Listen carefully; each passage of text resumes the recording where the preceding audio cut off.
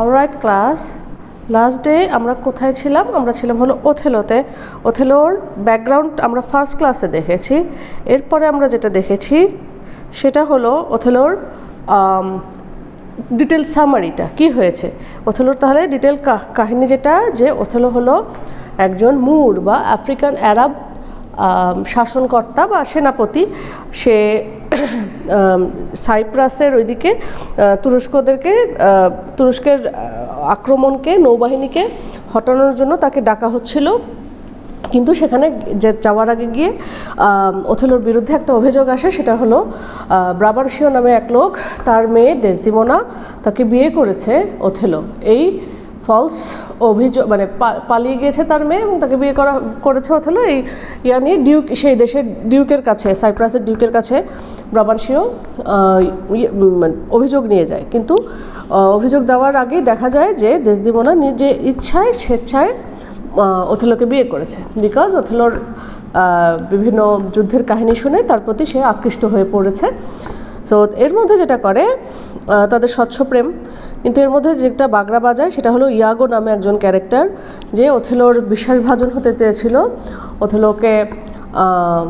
Othello তাকে তার প্রধান কমান্ডার হিসেবে নিয়োগ দিবে, এরকম একটা আশা ছিল, বাট সেটা হয় না। সে ক্যাসিও নামক একজন লোককে তাকে ক্ষমতা দিয়ে রেখেছিল, যেটা ইয়াগোর একদম পছন্দ ছিল না। যার জন্য সে কী করেছে, সে একটা লিটারালি দুই মুখ সাপ। সে ওথেলোর শ্বশুর বা দেসদিমোনার বাবাকেও যেরকম কান ভারী করেছে, আপনার মেয়েকে তো নিয়ে পালায় গেল স্যার, ওদিকে আবার ওথেলোকেও কান পড়া দিয়েছে। কিভাবে? ওথেলো যখন বিয়ে করলো তখন সে বলছে যে ক্যাসিও নামের যে লোকটাকে ওথেলো তার কাজে বসিয়েছে, সেই ক্যাসিওকে নামে ওথেলোকে ভড়কেছে। বলেছে যে ক্যাসিওর সাথে তো আপনার বউয়ের সম্পর্ক। কিভাবে? ক্যাসিওর সেই সময় এক বান্ধবী ছিল, সেই বান্ধবীকে সে দেওয়ার মতো একটা জিনিস খুঁজছিল, কিন্তু ওথেলোর বউয়ের ড্রয়ার থেকে, ওয়ার্ড্রপ থেকে সে চুরি করে, ইয়াগো তার বইয়ের মাধ্যমে চুরি করে সেই জিনিসটা ওথেলো ক্যাসিওকে দেয়। সেই রুমালটা দেওয়ার পরে যেটা হয়েছে যে ক্যাসিও সেটা ভেবেছে যে এটা একটা নর্মাল রুমাল, কিন্তু আসলে এটা অনেক মূল্যবান একটা রুমাল ছিল, যেটা হ্যান্ডকারচিফ বা রুমাল, যেটা ওথেলো বলেছিল যে দেসদিমোনাকে খুবই যত্নে রেখে দিতে। ওথেলোর বাবা ওথেলোর মাকে দিয়েছিল। সো এটা খুবই মূল্যবান ছিল অ্যাটলিস্ট ওথেলোর কাছে। বাট যেটা হলো যে এরকম ভুল বোঝাবুঝিতে এরকম ওথেলো দেসদিমোনাকে জাস্ট সে এত প্রেমে, এত ভালোবেসে ওথেলোকে যে বিয়ে করলো, যে মেয়েটা, সেই মেয়েটাকে চরম বিশ্বাসঘাতক বলে মনে করলো ওথেলো, এবং তাকে আস্তে আস্তে ইয়াগোর কুপরামর্শে গলা টিপে হত্যাও করেছে। হত্যা করার সময়ও দেসদিমোনা ওথেলোকে বাঁচিয়ে দিয়ে গিয়েছে। দেসদিমোনা বলেছে যে ওথেলো আমাকে কিছুই করেনি, আমি স্বেচ্ছায় নিজেকে শেষ করে দিয়েছি। তারপরে যখন বাস্তবতা সামনে আসলো, আস্তে আস্তে প্রকাশ পেল যে এই রুমালটা তো ক্যাসিও, মানে এটা ক্যাসিওর কাছে কিভাবে আসলো। এটার মাধ্যমে, এটার থ্রুতে ইয়াগো ধরা পড়ে গেল যে তার ইয়াগো ধরা পড়ে গেল যে তার কাছে ক্যাসিওর এগুলো সব ছিল ইয়াগোর চাল। আস্তে আস্তে ইয়াগোর ওয়াইফ ইয়াগোকে প্রকাশ করে দিয়েছে ইয়াগোর সমস্ত কুকীর্তি। এটার জন্য ইয়াগো তার বউকেও, তার বউয়ের পেটেও চাকু ধরতে, ছুরিকাঘাত করতে পিছপা হয়নি। আস্তে আস্তে ইয়াগোকে কি করা হবে সেটা নিয়ে পুলিশের হাতে দিয়ে দেওয়া হয় ইয়াগোকে, এবং ওথেলোর জিনিসপত্র দেখাশোনা করার জন্য কিছু লোক নিয়োগ দেওয়া হয়, ওথেলোর সম্পত্তি।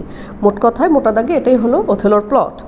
তো এখন আমরা দেখব যে ওথেলোর খুঁটিনাটি বিষয়গুলো, যেমন জনরা। ওথেলো হলো একটা ডোমেস্টিক ট্র্যাজেডি, ওথেলোকে বলা হয়ে থাকে। তো ট্র্যাজেডির বেশ কিছু গুণ আছে ওথেলোর মধ্যে। যেমন উপন্যাসটা আমরা যেটা দেখলাম, নাটকটা আমরা যেটা দেখলাম, শেষ হচ্ছে যে অনেকগুলো ক্যারেক্টার মারা যাচ্ছে। টাইটেল ক্যারেক্টার ওথেলোর, সে নিজেই মারা গিয়েছে। সে যখন দেখলো যে তাকে ইয়াগো এরকম করে তার জীবনটাকে নরক বানিয়ে দিয়েছে, তখন সে নিজেই, বউ মরে যাওয়ার পর সে নিজেই নিজের গায়ে ছুরি চালিয়ে আত্মহত্যা করে। তো প্রোটাগনিস্ট হলো একজন ভেনারেবল জেনারেল, বাট খুবই ডিপলি ফ্লড। ওথেলো খুবই সম্মানিত একজন জেনারেল পদমর্যাদা ছিলেন, বাট তার অনেক অনেক অনেক ফ্ল বা ত্রুটি ছিল, যেটা ট্র্যাজেডির একটা অন্যতম বৈশিষ্ট্য, characteristic. Free will, is insisted upon, the protagonist makes choices that lead to his fall. Free will মানে স্বাধীন চিন্তাভাবনা, মুক্ত চিন্তাভাবনা। এই মুক্ত চিন্তাভাবনা হয়তো সেকুলার মানুষরা অনেক বা স্বাধীন চেতা মানুষরা অনেক কিছু বলে, বাট এই জিনিসটা আলটিমেটলি তার ফলের দিকে মানুষকে নিয়ে যায়।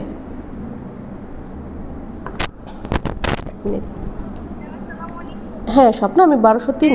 হ্যাঁ হ্যাঁ আচ্ছা আচ্ছা, সমস্যা নেই, কেউ নাই, আর কেউ নাই, অসুবিধা নেই। ওকে আচ্ছা ওকে, ওথেলোর আমরা কোথায় ছিলাম? ডোমেস্টিক ট্র্যাজেডির যে ইয়াটা, যে ফ্রি উইলটা মানুষকে, প্রোটাগনিস্টকে মানুষের ফলের দিকে নিয়ে যায়। আচ্ছা, তারপরও অন্যান্য ক্লাসিক্যাল ট্র্যাজেডির মতো এটা একটা ডোমেস্টিক এনভায়রনমেন্ট ক্রিয়েট করেছে। এবং আপনার 1205-এ যান, মানে আচ্ছা, ক্লাসিক্যাল ট্র্যাজেডির মতোই ওথেলো একটা ডোমেস্টিক এনভায়রনমেন্ট ক্রিয়েট করেছে, build around protagonist of more modest status than traditional tragic subjects. তো মানে তাকে নায়ক, প্রোটাগনিস্ট বা মুখ্য চরিত্রকে একটা মানে মডেস্ট বা মানসম্মানের একটা খুবই ভদ্র একটা ইমেজ দাঁড় করানো হয়েছে। হু আর কিংলি অর অ্যারিস্টোক্র্যাটিক র্যাঙ্ক, যে খুবই অভিজাত পরিবার থেকে বিলং করে ওথেলো। তো domestic tragedy was a subgenre that flourished on the Renaissance stage from 1580 to 1620। তো ডোমেস্টিক ট্র্যাজেডি একটা নতুন ধরনের একটা জনরা বা ধরন, যেটা ডেভেলপ করেছিল রেনেসাঁর স্টেজে, রেনেসাঁর সময়কালে স্টেজে। সেই সময়কালটা হলো 1580 থেকে 1620, এই 40 বছরের মধ্যে। তো এখন প্রশ্ন হচ্ছে, ওথেলো কি একজন ট্র্যাজিক হিরো নাকি একজন বোকা? Is Othello a tragic hero or a fool? তো ট্র্যাজিক ফ্ল বলতে কি বোঝায়? ট্র্যাজিক ফ্ল হলো এমন একটা ডিফেক্ট প্রধান চরিত্রের মধ্যে, যেটা তার নিজের ডাউনফল বা নিজের পতনকে নিশ্চিত করে। যে এরর অফ জাজমেন্ট, মানে তার জাজমেন্টের কোনো ত্রুটি। অ্যাকর্ডিং টু অ্যারিস্টটলস পোয়েটিক্স, মানে এই জিনিসগুলো, ট্র্যাজিক ফ্ল থাকবে, ট্র্যাজিক হিরো থাকবে, হিউব্রিস থাকবে বা হ্যামার্শিয়া থাকবে, এই জিনিসগুলো সেট করে দিয়ে গিয়েছেন একজন ব্যক্তি। তিনি ছিলেন বিখ্যাত দার্শনিক অ্যারিস্টটল। উনি তার পোয়েটিক্স নামক বইয়ে এই কথাগুলো বলে গিয়েছেন, এই সীমাগুলো, এই স্ট্যান্ডার্ডগুলো নির্ধারণ করে গিয়েছেন। তারপরে ট্র্যাজিক হিরো সংজ্ঞাও তিনি দিয়ে গিয়েছেন Aristotle. According to Aristotle, the main character of great importance to his state or culture and who is conventionally of noble birth and high social station. Main character হবে যে খুবই তার ইম্পর্টেন্স থাকবে তার state বা কালচার অনুযায়ী, যে একটা খুবই বড় বংশে জন্মগ্রহণ করবে, তার হাই সোশ্যাল স্টেশন থাকবে, সব কিছুই ওথেলোর আছে। ওথেলো শুধু ব্ল্যাক দেখে সব নো, ওথেলোর সে অনেক কষ্টে সে এই সেনাপতি বা জেনারেলের পদে এসেছে। সে অনেক অ্যারিস্টোক্র্যাটিক ফ্যামিলিতেও বিলং করে, স্ট্যাটাসে বিলং করে। Does Othello belong in that category? Does his fall provoke the emotions of pity and fear? এই জিনিসগুলো থাকবে, এই প্রশ্নগুলো থাকবে অ্যাকর্ডিং টু অ্যারিস্টটল, যে প্রধান ক্যারেক্টার সে কি এই ক্যাটাগরিগুলোতে পড়ে? তো তার এই পতনটা কি মানুষের মধ্যে ফিয়ার আর পিটি ক্রিয়েট করে, ভয় এবং করুণা? এগুলো হলো অ্যারিস্টটলের ভাষ্যমতে। অবশ্যই করে। ওথেলো একটা ভালো অবস্থানে বিলং করত, এবং তার এই জিনিসটা, তার ফলটা পিটি এবং ফিয়ার অবশ্যই ক্রিয়েট করে। আচ্ছা, হিউব্রিস কী জিনিস? হিউব্রিস একটা গ্রিক শব্দ, গ্রিক ওয়ার্ড হাইব্রিস। এটার মানে হলো এক্সেসিভ প্রাইড, অতিরিক্ত গর্ব করাকে ইংরেজিতে বলছে হিউব্রিস। গ্রিক ট্র্যাজেডিতে যেটা হতো, hubris is often viewed as the flaw or error that leads to the downfall of the tragic hero. Greek ট্র্যাজেডিতে যেটা হতো, যে হিউব্রিস বলতে বোঝানো হতো এমন একটা ত্রুটি বা ভুল, যেটা ট্র্যাজিক হিরোর ডাউনফল বা পতনের দিকে হিরোকে নিয়ে যেত। আচ্ছা, সেটিং আমরা অলরেডি পড়েছি, আগে জেনেছি, তার একবার দেখি যে টাইমের সেটিংটা হলো late 16th century during the wars between Venice and Turkey. Venice আর তুরস্কর মধ্যে যুদ্ধকার সময়কাল, সেটা কখন ছিল? লেট 16th century-তে। আচ্ছা, প্লেসটা কোথায় ছিল? অ্যাক্ট 1-এর প্লেসটা ছিল ভেনিস, আর বাকিগুলোতে ছিল সাইপ্রাস। সাইপ্রাস একটা এক্সোটিক জায়গা এবং স্ট্রেঞ্জ কান্ট্রি, শুধু অডিয়েন্সের কাছেই না, ক্যারেক্টারের জন্য, যেখানে বিভিন্ন, মানে সাইপ্রাস এমন একটা জায়গা সেখানে বিভিন্ন রেসের লোক, মাল্টি রেশিয়াল কান্ট্রি একটা ছিল আর কি। আচ্ছা, সাইপ্রাস সম্পর্কে 16th সেঞ্চুরি ম্যাপে এগুলো আমরা বলেছিলাম, এই যে এখানে দেখিয়েছিলাম যে এখানে ভেনিসের লোকেরা থাকতো, সাইপ্রাসের লোকেরা থাকতো, ইহুদি থাকতো, আবার টার্কিশরা কি ওই সময় মুসলমান ছিল মেজরিটি। তাহলে কালচারালি ডাইভার্স একটা জায়গা মিডিভাল পিরিয়ডে। আচ্ছা, মুরের সংজ্ঞা আমরা বলেছি, ওথেলো কেমন এগুলো বলেছি, আফ্রিকান নাকি এটা বলেছি, ইয়াগো সম্পর্কে বলিনি। তো ইয়াগো হলো, তাহলে আমরা দেখতেই পাচ্ছি শেক্সপিয়ারের মোস্ট সিনিস্টার ভিলেন্সের মধ্যে একজন, মানে সবচেয়ে পাপি মানে ভিলেন যদি থাকে শয়তানির মধ্যে সেরা, সেটা হলো ইয়াগো। তো তার বিকজ ওথেলো কিন্তু তাকে সেইভাবে ট্রাস্ট করেছিল, সেটারই নিয়ে সে খেলা করেছে, ছিনিমিনি খেলেছে। তো ইয়াগো একটা ম্যাল কন্টেন্ট, মানে তার খুবই বিতিক্ত এবং নৈরাশ্যজনক ভিউ আছে দুনিয়ার প্রতি, তার আশেপাশে আর কি। ইয়াগো কোনো কিছু নিয়েই সন্তুষ্ট নয়, যার জন্যই সে ওথেলোর মতো একটা সৎ মানুষ, তার সংসার ভাঙতে সে পিছু পাওয়া হয়নি। আচ্ছা, কনসাসলেসনেস মানে তার মধ্যে নৈতিকতা, মানে কনসাসলেসনেস মানে কি, সচেতনতা বা কোনো ধরনের নৈতিকতার যে জ্ঞানটা সেগুলো কিছুই নেই, এবং সে খুবই ধূর্ত একটা লোক ছিল। পাপের কথা বলতে গেলে যে এটা একটা পার্সনিফাইড এভিল, মানে শয়তানের যদি একটা পার্সন হিসেবে বলা হয় তাহলে সেটার একটা পার্সনিফিকেশন যদি করা হয় সেটা হলো ইয়াগো। তো যার কাজই হলো যে মানব জাতিকে ভার্চু বা নৈতিকতা থেকে সরায় নিয়ে যাওয়া। আচ্ছা,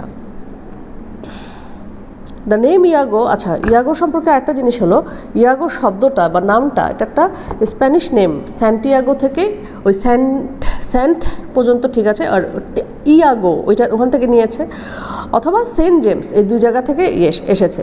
তো সেন্ট জেমস থেকে কেন আসছে? সেন্ট জেমস হলো মুর কিলার। সেন্ট জেমসকে বলা হতো যে সে মুরদের কিলার ছিল, মানে আফ্রিকান আরবদেরকে হত্যা করতো, যার জন্য সেন্ট জেমসের নাম অনুযায়ী ইয়াগো নামটা এসেছে। আচ্ছা, ইমেজারি অ্যান্ড সিম্বল। এখানে ওথেলোর মধ্যে ইমেজারি আর সিম্বলের মধ্যে বললেই প্রথমেই যে শব্দটা আসবে সেটা হলো সেই যে রুমালটার ইনসিডেন্ট বা হ্যান্ডকারচিফ। তো ন্যাচারাল ওয়ার্ল্ডকে ফোকাস করে, যেমন ইম্পর্টেন্ট প্যাটার্স, কন্ট্রাস্ট অফ লাইট। আচ্ছা, ইমেজারি কি, যেমন কালার নিয়ে ইমেজেস, চোখের সামনে যে দৃষ্টিটা ভাসে, যেমন লাইট অ্যান্ড ডার্ক, আলো এবং আধার, ব্ল্যাক অ্যান্ড হোয়াইট, সাদা এবং কালো। যেমন বিভিন্ন ধরনের অ্যানিম্যাল ইমেজও থাকে, যেমন ছাগলটা কি ইমেজ ক্রিয়েট করতেছে, একটা মাংকি, একটা wolf, baboons, guinea hens, wild cats, বন্য বিড়াল, মেছোবাঘ বলে, ওয়াইল্ড ক্যাটস বা মেছোবাঘ, spiders, flies, asses, dogs, horses, sheep, serpents and many more. আচ্ছা, কিন্তু এখানে ওথেলোতে হলো, হ্যাঁ ইটস ওকে, হ্যাঁ অসুবিধা নেই, আপনি যে করতে পারেন। আচ্ছা, বসেন করুন। আচ্ছা, হ্যান্ডকারচিফের, আচ্ছা ওথেলোর যেটাতে আমরা ছিলাম, হ্যাঁ ওথেলো এই টেক্সটটা থাকবে ফাইনালে, হ্যাঁ ওথেলো থাকবে আর কিং লিয়ার থাকবে। তো ওথেলোরই আমি সামারি, তারপরে টুকটাক জিনিসপত্রগুলো পড়িয়েছি। এখন আমরা দেখছি যে ওথেলোর মধ্যে আরও কী আছে। ওথেলোর যে কাহিনীটা আমি এখানে বলছি, পরে আমি আপনাকে করতেছি। আচ্ছা, এখানে রুমালের একটা ইনসিডেন্ট আছে, ঠিক আছে। তো one of the things Iago is very good at doing in the place controlling other people. Iago হলো এখানে ভিলেন, তার কাজ ছিল হলো মানুষকে ম্যানিপুলেট করা, মানুষকে বুঝিয়ে শুনিয়ে ফুসলায় খারাপ কাজে নিয়ে যাওয়া ছিল ইয়াগোর খুবই, মানে এগুলোতে সে খুব সিদ্ধহস্ত ছিল। তো সে এমনকি নায়ক ছিল এখানে ওথেলো, তাকে চিন্তা করতে বাধ্য করেছে তার সৎ যে স্ত্রী, বিশ্বস্ত স্ত্রী, সে আর কারোর সাথে সম্পর্কে আছে, তার সাথে করেছে, এবং সেটা কিসের মাধ্যমে করেছে, একটা রুমালের ইনসিডেন্টসের মাধ্যমে। সো এখানে ইমেজারির মধ্যে এখানে তাহলে হ্যান্ডকারচিফ বা এই রুমালটা আসতেছে, যে বিকজ এই হ্যান্ডকারচিফটার ব্যাপারে যে ওথেলোর যে ইম্পর্টেন্সটা এই জন্য যে এটা তার বাবা তার মাকে দিয়েছিল। সো দ্যাটস ওয়াই এখানে আছে। আচ্ছা, love marriage, misogyny, wife's status. এখানে ওথেলোর সময়ে husband accepted roles as the head of the household, মানে তার মানে সব কিছু প্যাটার্নাল বা এটা হলো বা পিতৃতান্ত্রিক চিন্তাভাবনা ছিল এখানে হাউস হোল্ড। হ্যাঁ, বাবাই সব কিছু ম্যানেজ করবে, বউ এবং বাচ্চাদেরকে সব ডিরেকশন দিবে, এবং সে সব কিছু মানবে এবং শুনবে। আচ্ছা, ইভিল ওম্যানের কি, অবস্থানটা কি সে সময়, যে এলিজাবেথান পিরিয়ডে একটা অনেক বড় সময় ধরে একটা ওয়েল এস্টাবলিশড ট্রেডিশন ছিল যে মিসোজিনি, মানে মেয়েদেরকে মানুষ খারাপ চোখে দেখতো, খুবই কমন ট্রেট ছিল যে মানুষদেরকে মানে মহিলাদেরকে ডিস্ট্রাস্ট করা হতো বিকজ তারা মেয়ে ছিল। At the time was assume that women would cheat. আচ্ছা, মানে এটা একটা পার্টি ছিল, মানুষ ভাবতো কি মেয়ে মানুষ মাত্রই চিট করবে, তারা একটা বাজে একটা ইয়া ছিল। আর এটা খুব এলিজাবেথান পিরিয়ড এগুলো খুব কমন ধারণা ছিল, বা বিকজ সেই সময় মানুষ কিন্তু মেয়েদেরকে ডাইনি বলে অভিহিত করতো। এই ভুল ধারণাগুলো ছিল, আস্তে আস্তে তো ইয়া হয়েছে। হ্যাঁ, তো এই যে ওথেলোতে মানুষের ভিন্ন ভিন্ন মতবাদ আছে। যেমন ওথেলো মনে করে যে আইডিয়ালাইজ করে যে মানে ওথেলো মনে করে ডেসডিমোনা খুবই সৎ একটা মেয়ে, আবার ইয়াগো মনে করে যে সবাই নারী মাত্রই ছলনাময়ী বা এই জাতীয়। ইয়াগো কিন্তু এখানে ভিলেন এবং সে সবসময় সব কিছুকেই হতাশা খুঁজে পেয়েছে। আচ্ছা, কাকল্ড এখানে বলতেছে যে কাকল্ড হলো যে একজন মানুষ যার ওয়াইফ চিট করে, বিবাহিত পুরুষ যার ওয়াইফ চিট করেছে, সেই পুরুষটাকে বলা হচ্ছে কাকল্ড। তো এটা শব্দটা আসছে আসলে কাকু বা কোকিল থেকে।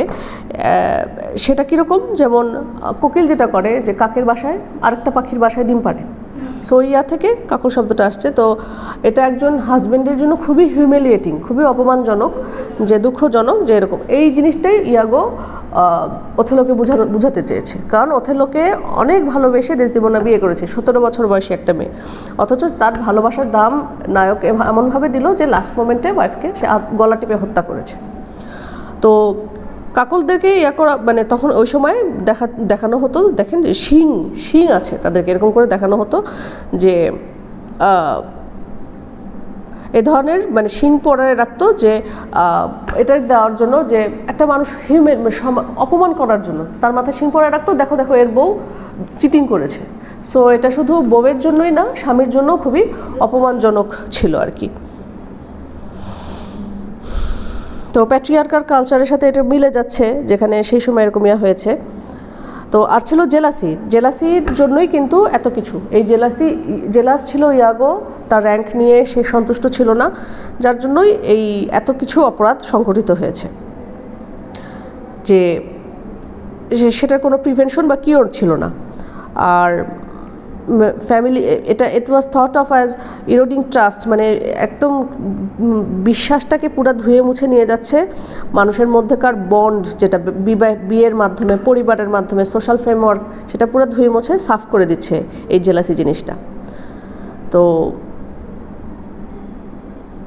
শেক্সপিয়ারের অডিয়েন্সটা খুব ভয় পেত এই জিনিসটাকে, যে এটা এমন একটা ইভিল বা খারাপ জিনিস জেলাসি, এটা খুবই মানে ফিয়ারের একটা ব্যাপার ছিল। ডিসেপশন অ্যান্ড সেলফ ডিসেপশন, এগুলো কিছু ইয়া ছিল। আচ্ছা, এই থিমগুলো আমরা পরে ইয়া করবো। পাস্ট প্রোডাকশন, এই জিনিসগুলো আমরা কিন্তু আগে পড়েছি, ঠিক আছে? কতক্ষণ হয়েছে?